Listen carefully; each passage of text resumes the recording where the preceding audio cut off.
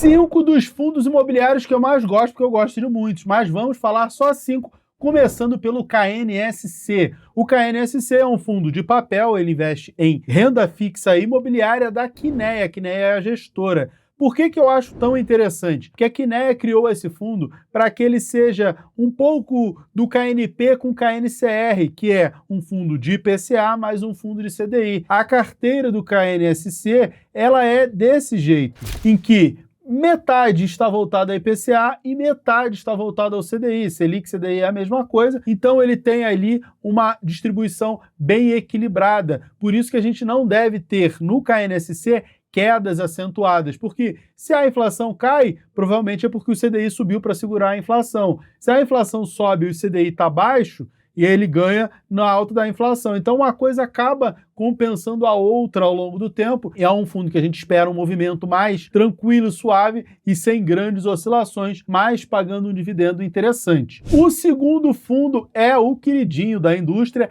o HGLG. Ele é um fundo de logística, ou seja, ele tem galpões logísticos, aqueles galpões que são alugados para o Mercado Livre, Magazine Luiza, aquele tipo de galpão que vai pegar os produtos e os caminhões vão lá, bota os produtos e outros caminhões vão lá entregar. Isso é um fundo de logística e ele é um dos melhores da indústria. Hoje é gerido pelo Pátria, mas era do Credit Suisse, do Reding Grifo, e tem um histórico excelente. Inclusive, o retorno acumulado dele supera o CDI, supera vários indicadores, o IFIX. Ele tem um histórico assim dos melhores da indústria, por isso que é natural que eu e todo o mercado gostemos muito do HGLG. Fica aí o segundo fundo um dos que eu mais gosto, HGLG. Mas vamos para o terceiro fundo imobiliário, é o XP Malls, que é um fundo de shopping. Seguindo a ideia que eu tenho de diversificar a carteira entre papel, shopping, logístico e lajes corporativas, vamos falar agora do XP Malls. Por que eu acho o XP Malls interessante? Eu nem gosto tanto da gestão da XP, só que eu gosto desse fundo porque ele está majoritariamente em São Paulo. Ele tem participação em shoppings, principalmente em São Paulo, que é a melhor praça, o melhor local onde os shoppings estão mais movimentados, e isso é muito interessante para esse shopping. Embora ele esteja diversificado pelo país inteiro. Para vocês terem uma ideia, 73% do portfólio dele está no Sudeste, 15% no Nordeste, 7% no Norte e 4% no Sul. Então ele está distribuído pelo Brasil. E ele tem, por exemplo, em São Paulo, o Cidade Jardim, que eu já estive lá, o Cidade São Paulo, também conheço, o Tietê Plaza, também já fui lá. Esse Shopping Jardins eu não conheço, mas também é aqui em São Paulo. O Plaza Sul, que eu conheço, o Santana Park, eu acho que eu nunca fui, de repente vale a sugestão para ir. O Campinas Shopping, já fiz tarde de autógrafos lá. O Shopping D, que é o shopping de decoração, também conheço. Fica do lado do Center Norte, onde eu fiz tarde de autógrafos, conheço a região. O Catarina Fashion Outlet, que eu não conheço, mas tenho vontade de ir, que é um shopping de outlet. Nos arredores de São Paulo, não é na cidade de São Paulo, é indo ali na direção de São Roque. Dizem que é muito legal, tem uma participação interessante lá. O Shopping Internacional de Guarulhos, lá perto do aeroporto, lá na cidade de Guarulhos. O Gran Plaza, lá em Santo André, esses eu não conheço. O Shopping Downtown, no Rio de Janeiro, óbvio que eu conheço, sou carioca, embora eu more em São Paulo. Também tem participação no Via Park Shopping, no Metropolitano, lá na Barra, no Caxias Shopping. Esses do Rio de Janeiro eu já fui todos, tá? No Estação BH, que eu também conheço, eu fiz tarde de autógrafos lá nesse shopping. No Shopping Uberlândia eu não conheço, Shopping Bahia, Natal, Shopping Bela Vista em Salvador. Então, ao redor do país, ele tem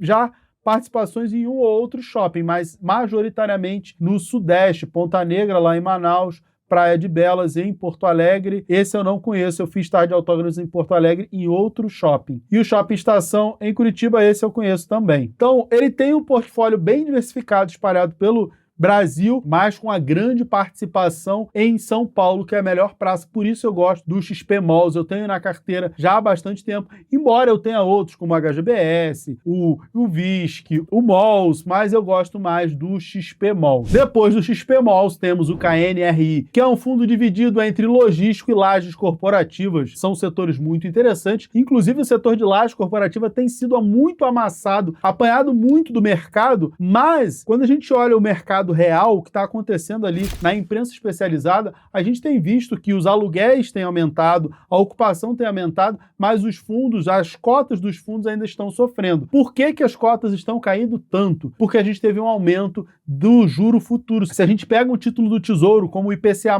2035, que a gente usa de referência para fazer valuation dos fundos de tijolo, você vê que a taxa foi subindo, subindo, subindo, subindo. Se isso acontece, a taxa sobe do Tesouro direto, a gente exige um prêmio maior, ou seja, a gente impõe um desconto maior sobre os fundos imobiliários. E isso significa que eu vou aceitar pagar menos. Tudo isso eu ensino aos meus alunos, inclusive técnicas de valuation para fundos imobiliários, tanto de papel quanto de tijolo. Existem planilhas, materiais e aulas específicas para isso. E aí a gente vai aceitar pagar menos nos fundos de tijolo. Por isso que a gente viu as cotas caindo tanto. Não significa que os fundos imobiliários perderam valor, deixaram de ser interessantes, não deixaram. Só que eles estão apanhando por conta da incerteza do cenário fiscal no Brasil, que fez as taxas do Tesouro Direto subirem bastante. Então, isso fez os fundos caírem. E o KNRI também caiu, mas ele tem um portfólio extremamente diversificado, que está dividido mais ou menos 53% para escritório, 46% para logístico. Então ele tem aí um pouco de logística, um pouco de escritório, não é puramente de escritório. Puramente de escritório a gente tem, por exemplo, um HGRE, que é um fundo que eu até acho bastante interessante também, mas o legal do KNRI é que ele meio que está dividido.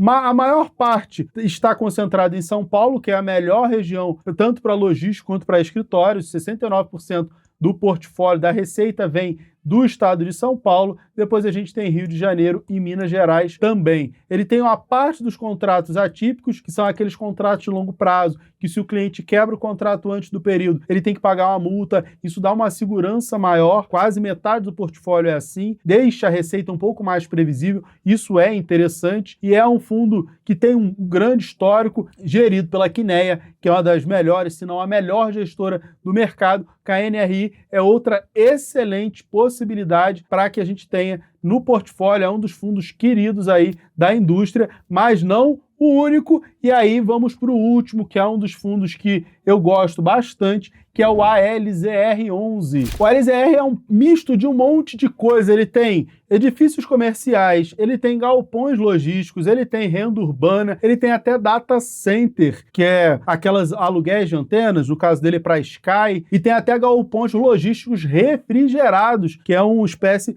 mais específica. Então é bem interessante essa diversificação. Está concentrado principalmente na Grande São Paulo, tem aí 71%. Se juntar com o restante do estado de São Paulo, chega a 91% do portfólio, ficando mais 9% do portfólio no Rio de Janeiro. Ele está concentrado ali, principalmente em São Paulo, que é a melhor região para esse tipo de negócio. O grande diferencial do ALZR, assim, a gestão faz um trabalho muito interessante desde que fez o IPO. Eu conheci o fundo através de um almoço de investidores, eles fizeram uma apresentação muito interessante. Eles fazem um bom trabalho, eu gosto do trabalho da gestão, eu conheço o pessoal, o Fábio, que é o gestor, todo mundo lá, o Renan, relação com investidores. Mas o que me chama a atenção, o que desperta mais o meu interesse, além da qualidade do trabalho da gestão, é que ele é 100% de contratos atípicos. Então a gente não tem inadimplência, tem uma previsibilidade muito grande do valor recebido de dividendos. Então você sabe ali mais ou menos quanto vai receber, porque você não tem calote. O que vai interferir, e isso não no LZR, mas em todos os fundos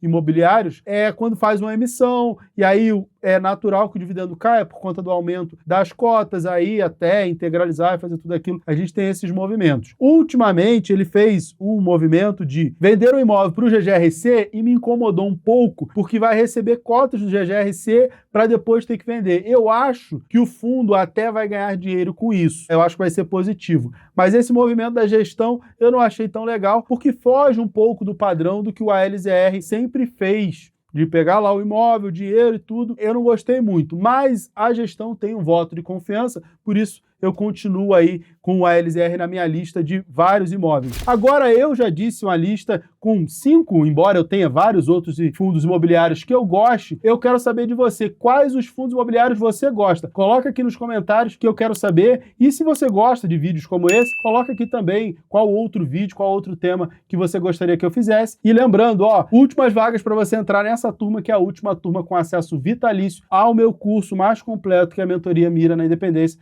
Fica o meu convite. Beijo e até a próxima. Tchau, tchau.